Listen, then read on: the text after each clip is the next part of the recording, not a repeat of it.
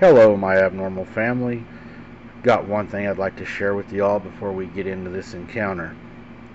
I have an amazing guest that has agreed to come onto our show.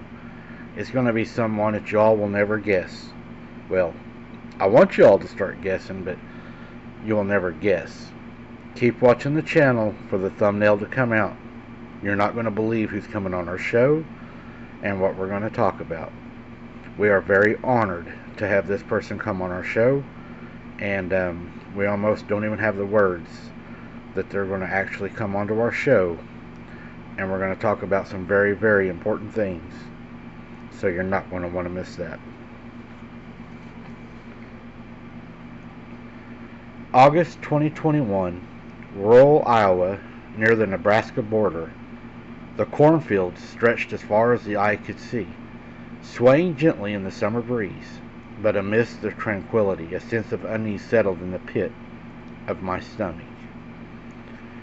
I was driving home from a party with my buddy, Alex, taking shortcut roads through the darkness. The GPS led us down gravel and dirt paths surrounded by nothing but woods and the occasional farmhouse.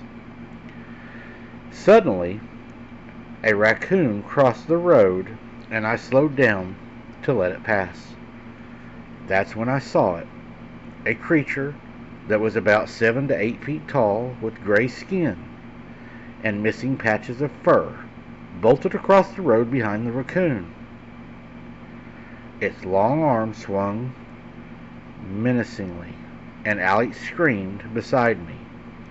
"What the hell is that?" I just looked at him in fear and said, "I think we both know what we just saw.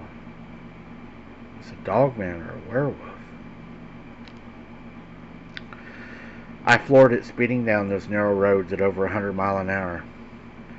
The tires were screeching, and the truck's engine sounded like it was about to blow, but we were so scared. Alex clutched the door handle, his eyes wide with fear. "What was that?" he yelled over and over as we drove down the roads, tears streaming down his face. I didn't answer because I couldn't. We finally arrived at Alex's house, shaken, but the terror wasn't over. As we stepped out, a scream echoed through the night. The best I could describe it is a mix of a mountain lion, an elk, and a human whale. We saw a tall figure on the terrace beyond the barn. "Oh, God," Alex whispered, his voice trembling. Fear gripped us. We grabbed our guns. I grabbed my .556 caliber rifle that I love. It's my AR that my mom and dad had bought me. And Alex went and grabbed his .45 ACP pistol and barricaded ourselves inside the home. The night was endless. We huddled together, listening to every creak and groan of the old farmhouse. The next night we weren't home, but Alex's mom called with horrifying news. Their cow and goat had been slaughtered, left to rot, not by a mountain lion or any known predator. "Something's wrong," Alex's mom said, her voice laced with worry. "I don't know what's happening around here." More encounters began to follow. One night at Alex's house, tapping sounds came from his second-floor window. 3 taps, a pause. I investigated, finding nothing. "Must be a branch," I said, trying to reassure Alex, but he knew better. Later, while playing paintball in the woods, my friend, G, disappeared. We found him, trembling in a ditch. He heard me call out. G stammered, "Out of the ditch, but it wasn't you." It was something evil? It wasn't him calling at all. As we fled back to the house, that blood-curdling scream returned. I hope no one ever hears it. My friend Jay vanished that night, and I've never saw him since the time that all happened. Rumors spread through the small town. Strange occurrences and disappearances plagued the countryside. I stopped going to Alex's house at night, fearing what lurked in those woods, in those Iowa dark woods. But the nightmares persisted.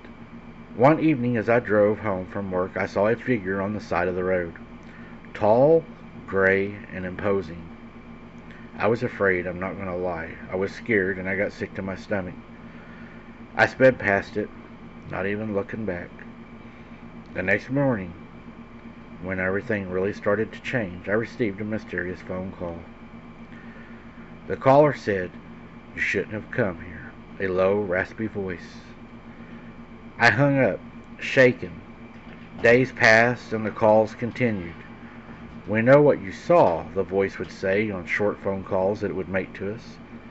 "Leave now, while you still can," was one of the calls it would call, and that was one of the sayings that it would mostly say. The voice was always the same, always menacing. I knew then that I had to leave Iowa, escape the clutches of whatever evil force haunted those eerie, black, dark woods. But as I packed my bags, a sense of unease lingered. Did I really escape from this creature, or did it follow me? "Would you like me to continue chasing you?" was one of the phone calls.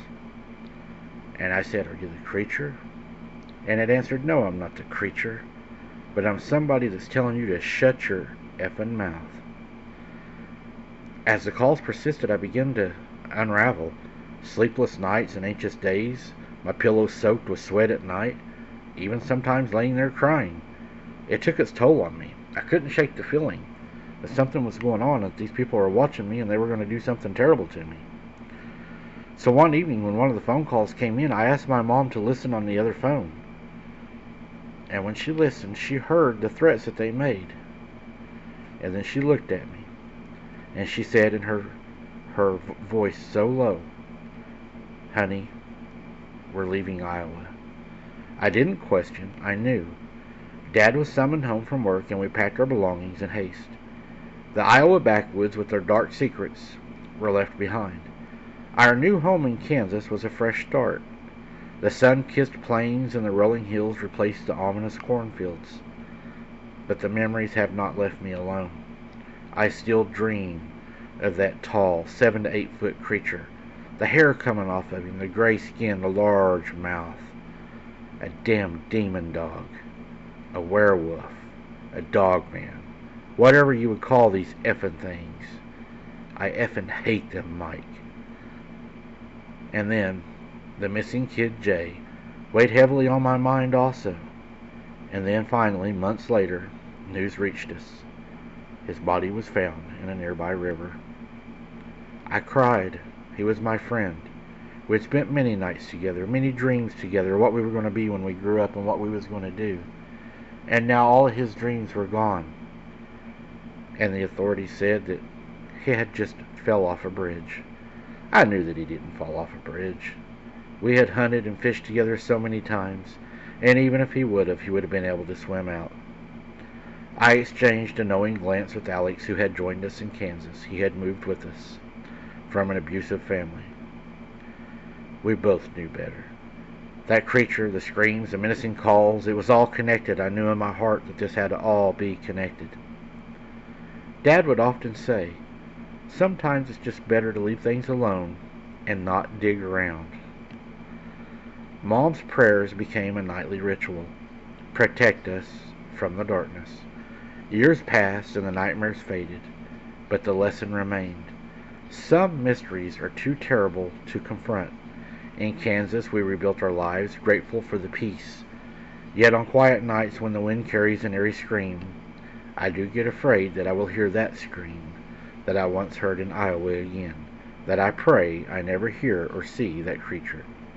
The Iowa backwoods may be far away, but the terror remains etched in my mind, and probably a fear that I will carry with me the rest of my days.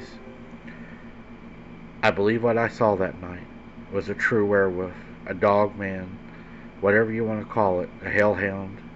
Whatever people want to call it doesn't make it any the less dangerous. This thing was evil, it was mean, and if we would have stayed, it would have gotten us. And I believe it would have got us because those people would have sent it for us. Thank you for listening to my encounter. A lot of the things you say in this is a lot of the things that we hear about people believing that they are sent sometimes. It sounds like, it might have been hunting that night, you ran across it. But then it makes me wonder, how did the people know to call you? Did this thing go tell them, hey, this boy saw me? A lot of things make me think about these. I'm not saying it didn't happen, because I know it happens a whole lot. People have encounters and then they say that the black cars arrive or whatever, but how do they arrive? How do they know? How do they know that you saw it? I mean, does it go back and report this to them? Does it say, hey, I was out the other night chasing a possum, and Joe Blow down the street was driving by and he saw me standing on the side of the road. What do you want me to do about this? I mean, there's parts of this that we don't understand, or maybe you guys do understand, and I look forward to reading the comments on this one. It was a really good encounter. I appreciate him sharing it with us. And guys, I'm telling you, very, very, very, very special guest coming on soon. Guys, thank you for watching. Keep your head on a swivel. Don't be something's dinner. And we'll see you on the next one.